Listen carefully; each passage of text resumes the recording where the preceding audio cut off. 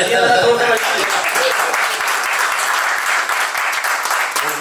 दफ़ा नाश्ता किया है। एक दफ़ा अलीगढ़ से नाश्ता करके चले, फिर इन्होंने इंतज़ाम किया उस गेस्ट हाउस में बाकायदा नाश्ते का, और तीसरा नाश्ता अभी किया है नाश्ते का। मैं आपके लिए नहीं कह रहा था, माफी चाहूंगा, तो अपने साथियों से कह रहा था कि नाश्ता तो करके आए, तालियां बजाने के लिए थोड़ा तेज आवाज हो जाए। नहीं, तालियां बजाने के लिए नाश्ते की जरूरत नहीं होती। अस्सलाम वालेकुम। आज बहुत अच्छा लग रहा है इस बात से कि अपने पुराने ज़माने को फिर लाना आज के दौर को, एक अरसा समझिए 40 साल 50 साल की तारीख को दोबारा आज लाना वापस। इन बच्चों ने जो एक समा मान दिया है, उसको उसी समय में मैं भी आ गया, बल्कि इस तरह कहता हूँ कि मैं उसी नशे में आ गया। तो मैंने मिंटू सर्किल में 1955 में पहली क्लास में दाखिला लिया था। उस वक्त बच्चा स्कूल चलाता था, तो हमारे अब्बू जो हैं हाथ पकड़ के ले गए, और खालदा मैडम उसको इंचार्ज थी, उन्होंने कहा इनको दाखिला कर लीजिए। उन्होंने कहा कल से आ जाइए, खत्म बात, दाखिला हो गया। फिर मैंने 65 में हाई स्कूल किया, वहीं से, और फिर अब 10 साल की बात बता रहा हूँ, 55, 65, फिर 75 में मैं वहाँ टीचर हो गया। MSc BEd करके 75 में वहाँ टीचर हो गया। तो जब मैं टीचर ज्वाइन करने गया तो सगीर अहमद सिद्दीकी प्रिंसिपल थे, डिप्टी डायरेक्टर यूपी बोर्ड के, बहुत सख्त आदमी थे। जब मैं गया उनसे साहब कि कौन साहब आप मदरसे का दिन है, ये मुझे ऐसा लगता है कि सर चंद सेकंड में निकल गया, पूरा सीन निकल गया एकदम से। इन लोगों की बातें सुन के ऐसा लगा एक पूरा फ्लैशबैक निकल गया मेरे पास। और फिर इत्तेफाक से 95 में मैं प्रिंसिपल रहा उसी स्कूल का। तो जब मैं प्रिंसिपल हुआ तो मेरे वो टीचर जो मुझे पढ़ाते थे, नवी साहब बैठे उनके बेटे, और क्या कहते हैं नईमुल्ला, वो क्या कहते हैं हमारे हबीबुल्ला साहब, सबीउल्ला साहब, वो मौजूद थे। तो हबीबुल्ला साहब ने कहा कि भाई हमें यकीन नहीं था कि वो हम मेरी क्लास टीचर थे जब मैं 6ठी में था। तो उन्होंने कहा भाई मुझे यकीन नहीं था कि 6ठी क्लास का बच्चा मेरा प्रिंसिपल बन जाएगा। तो उन्होंने कहा हमने जब आपके तुम्हारे ज्वाइन करने के बाद ये तय कर लिया है कि हर मिंटू सर्किल का बच्चा चाहे यहाँ पढ़ रहा हो चाहे पास आउट हो, हम उसकी इज्जत उसी तरह करेंगे जैसे प्रिंसिपल की इज्जत करते हैं। बच्चे की इज्जत करना एक बहुत बड़ी बात है। आज जो इन्होंने कॉन्फिडेंस की बात की, जावेद ने और आपने बात की, और तरबियत की बात की, वो है बच्चे को आप कितनी इज्जत देते हैं। अगर आपको अपना बेटा डीएम बनाना है तो अपने बेटे को डीएम की इज्जत देनी पड़ेगी आपको। अगर आपको अपने बच्चे को मजिस्ट्रेट बनाना है या लॉयर बनाना है, उसको वही इज्जत बचपन से देनी पड़ेगी। उस इज्जत देने से उससे कॉन्फिडेंस बढ़ता है, उसमें हिम्मत बढ़ती है, हौसला बढ़ता है। मिंटू सर्किल की खास बात यह है जो आपने बताई, वो है लेवल ऑफ कॉन्फिडेंस।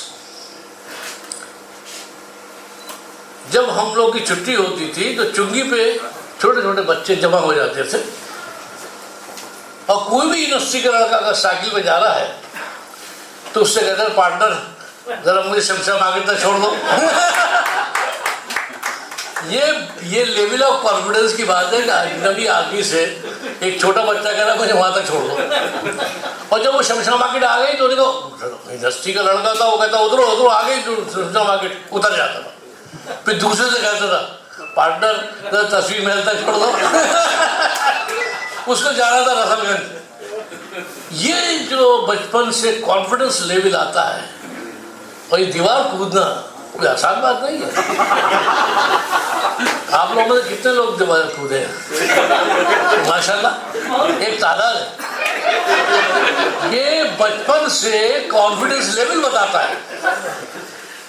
आप किसी बच्चे से कहिए, मामूली बच्चे से पूछ जाओ, डर के मारे पास भी नहीं जाएगा दीवार। और हमारे यहाँ के बच्चे क्या आते हैं, कुदाते भी है, छोटा है तो उसे उछालते हैं, फिर जब वो ऊपर बैठ जाता है तो फिर पीछे खड़े होते हैं उसको संभालने के लिए, कूदो कूदो। तो ये जो कॉन्फिडेंस लेवल पैदा होता है, ये जिंदगी में आपको हीरो बनाता है, आपको हीरो बनाता है, आपको जो लीडर। अब मेरे जब मैं प्रिंसिपल था तो अजीब और गरीब तजुर्बा हुआ। जब मैं फर्स्ट डे प्रिंसिपल हुआ, वो भी एक तारीखी मामला है।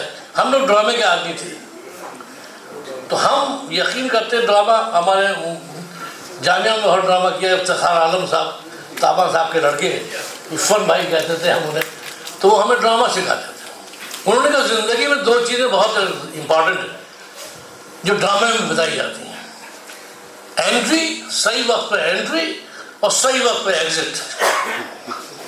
अगर तुमने ये किसी भी ऑर्गेनाइजेशन में सही किया तो कामयाब हो। सही वक्त पे एंट्री, सही वक्त पे एग्जिट। तो हमारी जब एंट्री हुई मेट्रो सर्किल में एज ए प्रिंसिपल, तो हम थे दमाम में, जावेद हमारे साथ थे। बोला दमाम स्कूल आज दुनिया का सबसे बड़ा स्कूल है। आपको मालूम है कितने बच्चे हैं दमाम में? 18,000, 18,000 children study in A school with one shift. एक शिफ्ट में 18,000 बच्चे। उनको छुट्टी के बाद कंट्रोल करने के लिए पुलिस बुलानी पड़ती थी कि निकलेंगे बच्चे बाहर से। खैर मैं वहाँ था, वहाँ से मैं छुट्टी में यहाँ आया, तो यहाँ आ गए थे वाइस चांसलर महमूद रहमान साहब। किसी ने उनसे कह दिया साहब मेट्रो सर्किल में अगर प्रिंसिपल है तो एक आए हुए, अभी सिलेक्शन कमेटी कर लीजिए। फॉर्म मंगाए, मेरे फॉर्म पुराना पड़ा था, प्रिंसिपलशिप के लिए मैंने अप्लाई किया था बहुत पहले। उन्होंने कहा निकालो, बुलाओ। उसी दिन इंटरव्यू, और इंटरव्यू के दिन मेरी फ्लाइट दमाम वापस जानी थी, मुझे टिकट मेरे पास था रिटर्न।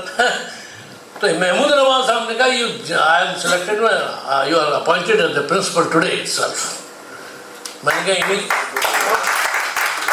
इन्हें पता नहीं है, अभी यूनिवर्सिटी में इसका रिकमेंडेशन होगा, फिर रजिस्ट्रार ऑफिस जाएगा, फिर ये ईसी में जाएगा, अप्रूव होगा, फिर कम से कम 15 दिन बाद हुआ। No join today itself. मैं चला आया, थक गया था। तो उसके सिक्योरिटी होते थे काफ़ी साहब साइकिल चलाते हुए घर आ गए कि भाईजान साहब ने कहा कल सुबह स्कूल ज्वाइन कर लीजिए। ना अपॉइंटमेंट लेटर ना कुछ नहीं। मैंने कहा ओके। मैंने अपनी स्कूटर स्टार्ट करी और गेट पे पहुंचा, तो गेट पे ड्यूटी दे रहा था 6 लाल। तो उन्होंने कहा सर कैसे इतनी जल्दी कैसे आ गया, क्या बात है? मैंने गेट को कहा साहब चाबी तो किरवाणी साहब के पास है। तो मैंने कहा लेके आओ ऑफिस की चाबी। तो वो चाबी लेके आया और खोला, और हम जाके अकेले ऑफिस खोल के बैठ गए। I join as a principal today itself as per the direction of the vice chancellor. और मैंने छेदा नहीं कहा कि भाई ज्वाइनिंग रिपोर्ट वाइस चांसलर के घर पे दिया। और वो साइकिल पे गया, वाइस चांसलर घर, वो टहलते थे सुबह। उन्होंने जब दिया कि जमाल साहब ने भिजवाया है ज्वाइनिंग रिपोर्ट। तो लोग बोले कैसे बैठे अंदर। अब ये क्या बात है? ये मिंटो सर्किल कॉन्फिडेंस लेवल है। जो हमने मिंटो सर्किल में 10 साल गुजारे, ये उसका कॉन्फिडेंस लेवल है। Without any appointment letter, without any handed over taken over charge, I have taken the charge of the principal directly and address the assembly. Now here the Manzar Jamal is speaking as the principal of the high school. ये मैंने इसलिए आपको सुनाया कि ये confidence level की बात है। कोई आदमी बगैर अपॉइंटमेंट लेटर के और बगैर हैंडेड ओवर टेकन ओवर के ज्वाइन नहीं कर सकता। और जो हमारे मेरे पहले जो प्रिंसिपल थे वहाँ पर, वो SD थे, बल्कि वो आए तो उन्होंने कहा अस्सलाम वालेकुम प्रिंसिपल साहब, आप वो मोहम्मद जमाल साहब अस्सलाम वालेकुम। मैंने कहा वालेकुम साहब, तशरीफ रखें। तो कह रहे कि आप प्रिंसिपल हो गए। मैंने कहा मुझे नहीं पता, मेरे पास कोई ऑर्डर नहीं है। कह रहे आप यहाँ कैसे बैठे? कह रहे ये आप सेक्शन ऑफिसर से पूछिए, शायद रजिस्ट्रार ने इनको कन्वे किया। कह रहे मेरे पास फाइल है, वो मैं किसको दूँ? मैंने कहा no, I have taken the charge, you please hand over the file to the section officer. ये जो कॉन्फिडेंस आया, ये मेट्रो साइकिल की देन है और किसकी देन है? तो ये चीज़ जो आपने बताई लीडरशिप, ये किसी स्कूल के सिलेबस में नहीं है, किसी स्कूल की बाई लॉज में नहीं है कि जहाँ से हम कॉन्फिडेंस पैदा करेंगे, ये खुद ब खुद पैदा होता है। और ये इसीलिए प्रोफेसर एजुकेशन डिपार्टमेंट में एक हमारे प्रोफेसर क्या नाम है, उनके 2 बच्चे थे, मैं नाम याद आ जाएगा, बहुत मशहूर है। उन्होंने एक बच्चे को लेडी फादर में पढ़ाया, एक बच्चे को मिडिल सेकेंड पढ़ाया। और ये कह रहे थे मुझसे, मेरे से बहुत थे जमाल साहब, ये मेरी एक्सपेरिमेंट है कि ये निकल के लेडी फादर से कहाँ जाता है और ये मिडिल सेकेंड से निकल के कहाँ जाता है। तो अभी उनके दामाद मिले थे मुझे एक इंटरव्यू में, अली अकबर साहब के क्या मोहम्मद ऐसे नाम था कि साहब वो जो लेडी फातिमा वाला बच्चा था वो आज तक जॉब उसे कोई नहीं मिली है, घूम रहा है वैसे। और जो मिडिल सेकेंड से निकला था वो गल्फ कंट्री में एक कंपनी का जनरल मैनेजर है। तो ये कॉन्फिडेंस लेवल की बात है। और यही स्कूल हमारा क्यों कॉन्फिडेंस कैसे आया? अब ये भी एक बात है कि साहब उसमें कॉन्फिडेंस आया कैसे? तो खास चीज़ है टीचर टॉट रिलेशन। जो बच्चों का टीचर से रिलेशन है, जो वार्डन का इनसे आज ये डाइस पे खड़े होकर कॉन्फिडेंसली बोल रहे हैं, इनके लिए एक ताली हो जाए। बहुत अच्छा इनका वार्डन से जो ताल्लुक है, जो रिलेशनशिप है, जो माँ बाप के जो टीचर्स, उनको टीचर टॉट रिलेशन है, उसका नतीजा है आज मैं यहाँ मौजूद हूँ, आप लोग यहाँ मौजूद हैं। तो ये जो होता है टीचर टॉट रिलेशन, ये कॉन्फिडेंस पैदा करता है, भरोसा पैदा करता है कि मेरे देखने वाले बहुत हैं। स्कूल में 10-12 टीचर, 20-25 टीचर में कम से कम 4 टीचर तो ऐसे होते हैं जो आपके वेल विशर होते हैं। 4 टीचर आपके ऐसे होंगे जो जिंदगी भर आपके साथ रहेंगे और आपको भी जिंदगी भर याद रहेगा। ये चीज़ है टीचर टॉट रिलेशनशिप। तो दूसरी चीज़ जो मेंटर सर्कल की खास है वो टीचर टॉट रिलेशन। हमने कहा हमने बच्चों के साथ मोहब्बत सबका से पेश आए और हमने खुद ने सीखा, लेकिन बच्चों से बहुत सीखा हमने। हमारी जो नॉलेज हुई वो बच्चों के जरिए हुई। हम तो बीएड करके गए थे, हमें कोई ज़्यादा नॉलेज नहीं थी, एमएससी बीएड कोई ख़ास नॉलेज नहीं होती, लेकिन जो बच्चों से सीखा हमने, जो इंटरेक्शन किया हमने, जो उनके साथ हम उठे बैठे खेले, ड्रामा किया, उनसे जो सीखा हमने, उसके लेवल है कि मैं फिर इंटरनेशनल इंडियन स्कूल रियाद का डायरेक्टर रहा और उसका प्रिंसिपल रहा सलबरकत में, जिसमें 18,000, 15,000, 12,000 बच्चों से कम नहीं किसी स्कूल में, वो भी उसमें वहाँ भी हमने वो किया। तो मतलब ये कॉन्फिडेंस लेवल, लीडरशिप क्वालिटी, ये बहुत कम मिलती है और ये मेट्रो सर्कल की ख़ास बात है। अब भी आज भी स्कूल आप अल्हम्दुलिल्लाह आपकी दुआओं से कायम है। ये लड़के जो बैठे आए हैं अभी इनको फेलिसिटेट किया जाएगा। इनका एक का तो 99% है, खड़े हो जाओ। ये इसका 99% इनको अवार्ड मिलेगा। एक 97 वाले हैं, खड़े हो जाओ। 99 वाले ये कॉन्फिडेंस लेवल है। एक और तुमको बोलो 99.6 और वो आज भी आपके अल्हम्दुलिल्लाह वही स्टैंडर्ड, वही कॉन्फिडेंस, वही लीडरशिप क्वालिटी मौजूद है।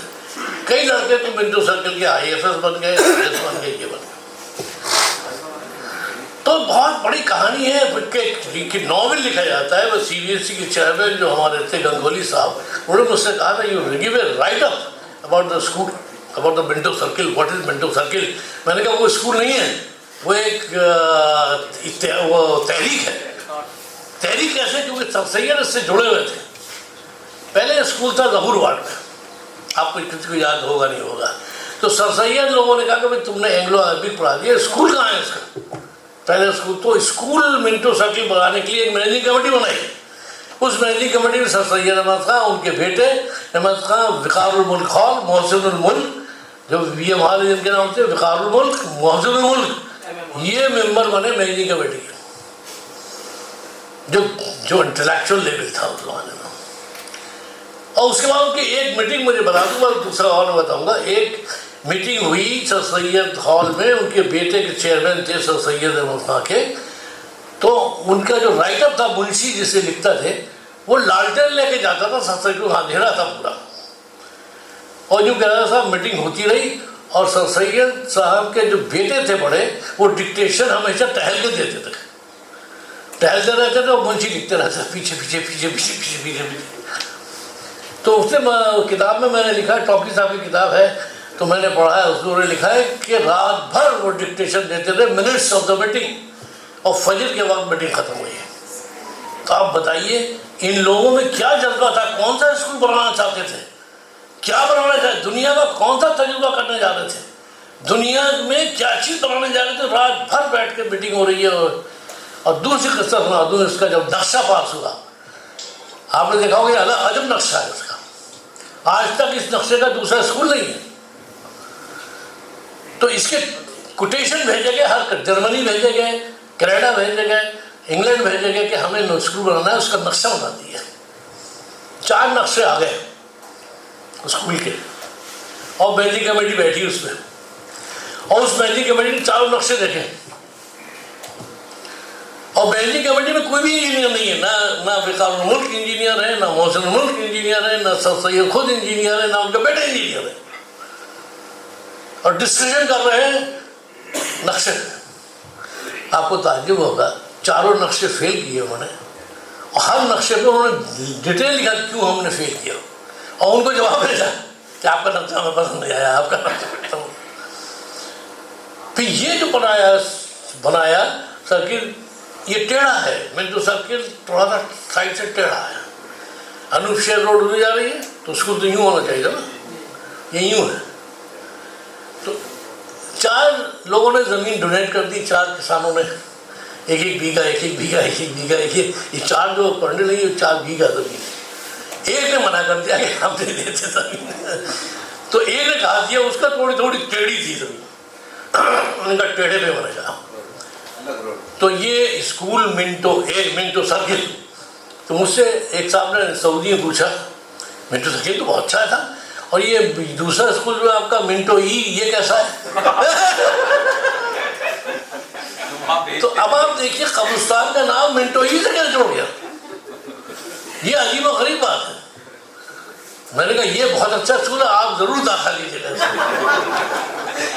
तो 4 ब्लॉक है। मिंटो ए जिसमें प्राइमरी स्कूल होता था, मिंटो बी जिसमें जमाल और जमाल डी है, मिंटो सी जिसमें क्लास होती थी, मिंटो डी जिसमें रसूल वेस्ट है। अब एक ही चीज़ बची कब्रिस्तान, तो लोग उसे मिंटो ई कह रहे हैं। तो ये चीज़ें आपको किसी स्कूल में नहीं मिल सकती तारीख में। इरफान हबीब ने मिंटो सर्किल में पूरी किताब हिस्ट्री लिखी है, और बहुत बड़ी हिस्ट्री है वो। खैर वो उस पर नहीं जाना चाहता, लेकिन मैं समझता हूँ कि आपको इस आइडिया हो गया होगा कि आप जिस स्कूल के प्रोडक्ट हैं वो मामूली स्कूल नहीं है। और ये एक दफ़ा मैंने असेंबली में कहा, हमारे अलीगढ़ में थोड़ा सा क्लास सिस्टम है कि प्रोफेसर का बच्चा लेडी फादर में पढ़ेगा, लेक्चर का बच्चा वह पढ़ेगा, और जो क्लर्क है, जो चपरासी हैं, माली हैं, वो मिंटो सर्किल में पढ़ेंगे। तो बच्चों में एक कॉम्प्लेक्स पैदा हो गया कि हम लेडी फादर में नहीं पढ़ सकते। तो मैंने उनसे कहा असेंबली में कि बड़ा स्कूल वो होता है जहाँ से बड़े लोग पैदा होते हैं। बड़ा स्कूल वो नहीं होता जहाँ बड़े स्कूल के बच्चे पढ़ते हैं। अगर बड़े आदमी के बच्चे जहाँ पढ़ते हैं वो बड़ा स्कूल नहीं है। स्कूल वो बड़ा है जहाँ से बड़े आदमी पैदा होते हैं। और फिर हामिद अंसारी से लेकर नीचे तक मैंने नाम गिराने शुरू किए, बच्चों में कॉन्फिडेंस लेवल आया कि हम बड़े स्कूल में पैदा हैं। बचपन में अगर बच्चे को ये बता दी जाए कि तुम बहुत ख़राब स्कूल में पढ़ रहे हो और तुम्हारा पड़ोसी का बच्चा बहुत अच्छे स्कूल में है, तो उसका कॉम्प्लेक्स जिंदगी भर कॉम्प्लेक्स रहेगा। तो ये मैं प्रिंसिपल होने के बाद पहले तो काम यही किया, मैं उनका कॉम्प्लेक्स ख़त्म किया। अब मैं आपको काम की बात बता रहा हूँ कि हम माशाल्लाह मिंटो सर्किल के तीसरी कॉन्फ्रेंस अटेंड कर रहा हूँ। एक मिंटो सर्किल में हुई थी जो नदीम ने की थी, मुरादाबाद के हैं, बहुत बड़ी कॉन्फ्रेंस थी वो। दूसरी एक पिछले साल रमजानों में अफ्तार पार्टी हुई थी बहुत बड़ी, उसमें भी 100-200 मिनटो सर्किल गए थे। एक और ग्रुप है हमारा student support SSGE, student support group for AMU school children. ये इंटरनेशनल ग्रुप है। जितने हमारे मिंटो सर्किल सबके दुनिया में हैं, कनाडा में, अमेरिका में, इंग्लैंड में है, स्विट्ज़रलैंड में है, सऊदी में ये है, उनका एक ग्रुप है। हमारे महीने में एक दिन जूम मीटिंग होती है, हम आगे क्या करेंगे। तो जो पहला काम हम लोग ये कर रहे हैं कि सारे बच्चों को स्कॉलरशिप दे रहे हैं, फुल टीम। उसकी टीचर रिकमेंड करते हैं कि कौन के बच्चे फाइनेंशियली वीक हैं और एकेडमिकली साउंड है, दोनों चीज़ें देखते हैं। फिर प्रिंसिपल उसको वेरीफाई करता है, फिर हम लोग उसका इंटरव्यू लेते हैं विद पेरेंट बच्चे का। उसके बाद हम रिकमेंड करते हैं इसको पूरे साल की स्कॉलरशिप मिले। उसके बाद उसको पूरा ड्रेस देते हैं, 2 सेट जूते के साथ। फिर तीसरा काम उसकी किताबें पूरी देते हैं। ये करते हैं पूरा काम। और इसमें कम से कम 600-700 बच्चे हमारे एनरोल्ड हैं जो हम देते हैं। खाली ये तो सब करते हैं, फीस माफ़ करना ये कोई खास बात नहीं है, लेकिन दूसरे काम जो करते हैं हम ग्रूमिंग करते हैं। उनकी पर्सनालिटी डेवलपमेंट, उनका कम्युनिकेशन स्किल, उनकी साइंटिफिक एप्टीट्यूड, जो कि आज बच्चों से बात कर रहा था मैं, उनकी एसेट है एक American society of science and surgery जो स्टेम पे काम करता है। उससे हमने कोलैबोरेशन किया है। वो हर महीने क्विज कॉन्टेस्ट करता है साइंस का, और क्विज करता है और प्रोजेक्ट देता है बच्चों को, तो उससे बहुत प्राइज मिलते हैं। डॉलर में प्राइज मिलता है, उन बच्चों को देते हैं वो लोग। तो ये कुछ ऑर्गेनाइज, ये मिंटो सर्किल की एक ग्रुप है जो इंटरनेशनल लेवल पर काम कर रहा है। तो उसके लिहाज से फिर हमने उनकी काउंसलिंग भी करते हैं। हमारे पास काउंसलर है, बच्चों की काउंसलिंग भी करते हैं। उसमें कई चीज़ें होती हैं। अब ये मेरी मीटिंग है, तो जब जावेद से बात हो रही, जावेद जानता है, ये भी मेंबर है उस ग्रुप का, जिसके हेड है रिजवान जो कैलिफोर्निया में है, और इसके हमारा हेड ऑफिस है अलीगढ़ में, इब्न सीना एकेडमी। ये प्रोफेसर ज़ियाउर रहमान जो है, ज़ियाउर रहमान साहब, उनका बेटे हैं ज़ियाउर रहमान, वो भी मिंटो सर्किल के हैं, वो भी प्रोफेसर है फार्मक यूनिवर्सिटी में। तो वो इब्न सीना एकेडमी में सारी एक्टिविटी होती रहती है। तो उसके बाद जब प्रिंसिपल से लिस्ट आ जाती है रिकमेंडेशन की, हर प्रिंसिपल से 10 स्कूल हैं यूनिवर्सिटी के, तो फिर हम इंटरव्यू करते हैं, पर्सनली इंटरव्यू बच्चे का और उनके पेरेंट के साथ। उसके बाद इतनी ट्रांसपेरेंसी के बाद हम लोग उनको स्कॉलरशिप देते हैं और देते हैं। अब और ज़्यादा उनके जितने, तो क्या कह रहे हैं हम लोग, बात ये है कि आज ज़माना कॉपरेशन से ज़्यादा कोलैबोरेशन है। एक ग्रुप दूसरे ग्रुप से कोलैबोरेट करें। तो हमारी जितनी कमी है वो आप बताएं कि भैया आप में कमी है, हम जो काम अच्छा कर रहे हैं वो आप भी शुरू करिए, इंशाल्लाह और ज़्यादा बढ़ेगा। तो कोलैबोरेशन अप्रोच के साथ अपना अपना ग्रुप रखें और ग्रुप बनाएं। ये 88 बैच है, मैं जो बात कर रहा हूँ वो 87 बैच है, 88 है। मैं तो कह रहा हूँ 89 वाले बनाएं, 90 वाले भी बनाएं। हर ग्रुप अपना एक्टिवेट करे, क्योंकि ये बात समझ में आ गई कि जो चेंज आएगा वो ग्राउंड लेवल से आएगा। वो यूनिवर्सिटी में चेंज नहीं आ सकता, वो स्कूलों में ही चेंज आएगा, और चेंज आ रहा है। और यूनिवर्सिटी को टाइम नहीं है स्कूल में काम करने का, उनको ये सब एक्टिविटी करने का यूनिवर्सिटी में काम नहीं है। तो क्यों ना हम उनकी रिस्पॉन्सिबिलिटी हम करें, हम उनको बच्चों को ग्रूमिंग करें, उनकी कम्युनिकेशन स्किल, पर्सनालिटी डेवलपमेंट सब उनको हम बताते हैं। तो उनके अंदर भी एक चेंज आ रहा है। और वो बच्चे हैं जो बिल्कुल एक ठेले वाले का बच्चा है या किसी दुकानदार का बच्चा है, जहाँ पढ़ाई का कोई माहौल नहीं है, लेकिन वो अच्छी खासी अंग्रेज़ी बोलते हैं, स्पीच करते हैं, कंपटीशन बोलते हैं, और बहुत अच्छा उनका हुआ है। तो ये बात, लेकिन मैं इस ग्रुप से रिक्वेस्ट करता हूँ कि सबसे बड़ा ब्रांड क्वालिटी जो हमारे मिंटो सर्किल की है वो स्पोर्ट्स है। हमारे स्कूल की टीम चाहे क्रिकेट की हो, चाहे हॉकी की हो, चाहे फुटबॉल की हो, चाहे खो खो की हो, स्विमिंग की हो या स्केटिंग की हो, सब में माशाल्लाह चैंपियन है और यूनिवर्सिटी के हॉल को हम लोग जीत करते हैं। मैं भी खो को कैप्टन रहा हूँ। हाँ नहीं, स्कूल की खास मंटू सर की जो बात लीडरशिप और कॉन्फिडेंस के बाद है वो स्पोर्ट्स है। मैं आईएएस की बात नहीं कर रहा हूँ कि भाई आईएएस बनाइए और इंजीनियर बनाइए और डॉक्टर बनाइए। मैं कह रहा हूँ आप जिम्मेदारी लीजिए स्पोर्ट्स कल्चर डेवलप करने की। आप क्रिकेट, एक बच्चा अलीगढ़ का सिंह जो वनडे खेल चुका, लड़के बच्चे जानते हो क्या नाम है उनका, अलीगढ़ का मामूली आदमी था, उसको गुरु में हुई 8th क्लास पास है वो, और उसके भी वो इंटरनेशनल लेवल का प्लेयर हो गया है। 2 करोड़ उसकी ऑक्शन लगता है उसकी बोली में, 2 करोड़ की, अब 30 करोड़ हो गया। तो आप समझिए कि अगर स्पोर्ट्स में हर कंट्री की माइनॉरिटीज जो है वो किसी स्किल पे होती है। हर अगर माइनॉरिटी की बात करेंगे कि साहब हमें रिजर्वेशन दो, हमें ये दो, हमें वो दो, कुछ नहीं मिलने वाला। आप अंदर इंडिविजुअल क्वालिटी पैदा करिए। इंडिविजुअल, अगर आप एथलेटिक में 100 मीटर दौड़ करते हैं एक 12 सेकंड में तो आप ओलंपिक चैंपियन हैं। तो ये जो है इंडिया आपको गोल्ड मेडल मिलेगा। तो स्पोर्ट्स आप एक टीम का इंचार्ज बनाइए, क्रिकेट आप डेवलप करिए एक अभी, और दिल्ली में सब कोचेज में मौजूद है, यहाँ से कोचेज हायर करिए और जाके अलीगढ़ में सब फील्ड है, पूरी गेम्स कमेटी है, क्रिकेट क्लब है। मैं कोई ज़्यादा नहीं बोल रहा भाई, अच्छा ओके। तो ये जो अगर आप ऐसे काम करेंगे स्पोर्ट्स का एक कलेक्टिव करिए और बच्चों से, बच्चे हम लोग खेलते ही रहते हैं वहाँ पर, और बहुत अच्छी बात है ये, बुरी बात नहीं खेलता। तो क्रिकेट में बच्चे का, पहली बात बच्चे का उसकी एडमिशन का है। हमारे यहाँ गेम्स कमेटी में 20% सीट्स, हर सीट में क्रिकेट स्पोर्ट्समैन के रिजर्वेशन है। और रिजर्वेशन में हालत ये, जब स्पोर्ट्स का वो चेक वो होता है, रिजर्वेशन का बीट कराता है, फिजिकली टेस्ट होता है, तो उसमें लड़के नहीं आते और एडमिशन खाली रहता है। और स्पोर्ट्स का अगर लड़का नहीं आएगा तो दूसरे को एडमिशन नहीं मिल सकता, वो स्पोर्ट्स वाले को ही मिलेगा। ऐसे ऐसे लड़के में भी एक कल्चर, एक कैटेगरी है स्पोर्ट्स की भी है, एक लिटरेसी एंड डिबेट कंपटीशन है, उसके भी मिलते हैं। उसका उस कमेटी में मैं खुद हूँ। तो एक बहुत ही मामूली लड़का MBA में दाखिला हुआ है उसका, बिकॉज ऑफ दिस कैटेगरी। इसे 20% कैटेगरी कहते हैं कि हर यूनिवर्सिटी में है, स्पोर्ट्स कोटा हर यूनिवर्सिटी में है। तो कम से कम आप एकेडमिकली अगर इतना साउंड नहीं कर पाते, स्पोर्ट्स कोटा जो है इसको आप पकड़िए।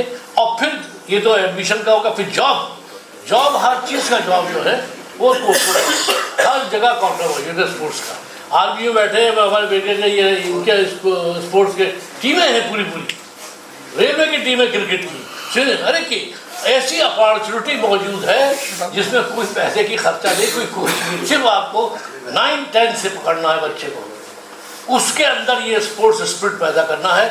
और जिसमें भी एक इंडिविजुअल स्विमिंग आप पकड़ी, स्विमिंग में इंडिविजुअल को गोल्ड मिलता है, इंडिविजुअल टीम, और टीम मेंबर को तो हॉकी है, फुटबॉल, ये टीम मेंबर है, लेकिन इंडिविजुअल एथलेटिक और स्विमिंग हर चीज़ में सबसे ज़्यादा। तो ये चीज़ अगर एक ग्रुप ले, तब हम जिम्मेदारी लेते हैं बच्चों के अंदर स्पोर्ट्स ट्रेनिंग की, कोचिंग की। आपके लिए कोई दिल्ली में कोई मुश्किल नहीं है, हर कोच यहाँ मौजूद है। जफ़र इकबाल माशाल्लाह यहाँ मौजूद है। जफ़र आपको हर चीज़ दिलाएंगे, बहुत कोटा है गवर्नमेंट के पास, और बड़ी स्कीम है बच्चे स्पोर्ट्स के लिए। स्पोर्ट्स का बच्चे के लिए बेइंतहा पैसा है, क्योंकि वो नेशन बिल्डिंग है। आप उसके लिए स्पोर्ट्स पैदा करेंगे तो नेशन बिल्डिंग करेंगे, आप नेशनल वर्क करेंगे। उस लेवल का काम आप अगर ले, दिल्ली में क्यों है, इसलिए मैं आपको ये काम दे रहा हूँ। ये बच्चे जो हैं, हेलो, तो नेशनल ये स्पोर्ट्स का जो है, इसको आप लोग करें, इसको बहुत इंपॉर्टेंट है। तो सर्किट की चैंपियन थे हम लोग, और हमारे जावेद हैदर वगैरह सब कप्तान सऊदी अरब में मौजूद है। आज खो खो जो है वो नेशनल गेम हो गया है। आप खो खो पैदा करिए, खो खो खेलते, खो खो आ गया। तो खो खो की प्रैक्टिस क्या है, उसमें कुछ नहीं करना, एक डंडा इधर लगाना है, एक डंडा उधर लगाना है और फील्ड में लाइन खींच के भागते रहो, भागते रहो। तो ये सब चीज़ें आज के दौर की डिमांड है, इसको आप कैच करिए। मैं आपसे ये नहीं कह रहा सब IAS कोचिंग कराइए कि नीट की कोचिंग कराइए, डॉक्टर बनाइए, कुछ नहीं, आप स्पोर्ट्स पकड़िए, बस खत्म। और इसमें जो कॉन्फिडेंस है, जो पर्सनालिटी है, वो स्पोर्ट्स ही है। मिंटू सर के लड़के बहुत स्पोर्ट्स में जा चुके हैं। जफर इकबाल तो अभी हमारे क्योंकि बहुत करीबी है इसलिए उनका नाम लिया, लेकिन बहुत लोग ऐसे हैं जो नेशनल लेवल के प्लेयर हैं और मिंटू सर के ताल्लुक रखते हैं। तो आप बहुत बहुत मुबारकबाद, काफ़ी बोल लिया मैं, उसके माफी चाहूँगा। बहुत अच्छी जानकारी मिली सब लोगों को। हमने जो अगर मैं कहूँ कि की टेक अवे है अभी तक जो हमारे परवेज़ भाई, जावेद भाई और मंजर जमाल साहब ने जो किए हैं, डिसिप्लिन, कोलैबोरेशन ये और कॉन्फिडेंस, ये जो है ना, तो ये बहुत चीज़ें ज़रूरी हैं हमारी अपनी ज़िंदगी में लाने के लिए, एक बेहतर करने के लिए। दूसरा जो कोलैबोरेशन की बात करी सर ने, तो ये एक हमारा एफ़र्ट है, इस ग्रुप का ये एफ़र्ट है कि हम जितने भी ऐसे मेंटोरियन हैं जो कनेक्ट नहीं है उनको कनेक्ट करें, एटलीस्ट हम उनको एक ओरिएंट कर सकते हैं। जैसे आज सर आपने हमको, बहुत बहुत शुक्रिया आपका, आपने हमको ओरिएंट किया कि मेंटोरियंस कैसे होते हैं और मेंटोरियंस कैसे बने और उनका कॉन्फिडेंस लेवल कैसे ग्रो करता है। तो इसी तरीके से एक हम इस ग्रुप के थ्रू जो है एक जो हम लोग कनेक्ट करना चाहते हैं, ओरिएंट करना चाहते हैं कि भाई ठीक है, हमने स्कूल ने हमें बहुत कुछ दिया, हमने वहाँ पर शैतानियाँ की, खेले कूदे और पढ़ाई की, बहुत बहुत बहुत कुछ किया वहाँ पर, लेकिन how we can pay back to our institution which build our career, professional life, personal life, तो कैसे हम कर सकते हैं। One of the example he has given about Rizwan, who was 1 year senior to us, who has built this group, and he is sponsoring this fellowship or this scholarship. So we are also thinking in the same manner that we should build our such a forum where we can facilitate. One of the avenues you have suggested is sports. So we will definitely look into those suggestions which you have given and try to build those things and implement those things. But I know it takes a lot of effort and lot of time. But जितने भी यहाँ मौजूद मेंटोरियंस हैं उनका एक जज्बा है और उनको मैं ओसी ऑर्गेनाइजिंग कमेटी हम कहते हैं उनकी तरफ से मैं सलाम करता हूँ और उनको शुक्रिया अदा करता हूँ कि वो आए हैं। इस प्रोग्राम को आगे बढ़ाते हुए प्रोफेसर सलीम क़दवाई साहब हैं, लेकिन मैं उनसे थोड़ा सा माजरत चाहूँगा कि हमारे जो मेंटोरियंस और हमारे सीनियर्स आए हुए हैं, मैं आप इसको वो करें, खिताब करें इसको। उससे पहले हम कुछ अपने, अगर आप इजाज़त दें तो हम अपने कुछ मेंटोरियन से यहाँ अपने एक्सपीरियंस शेयर करने के लिए कहें।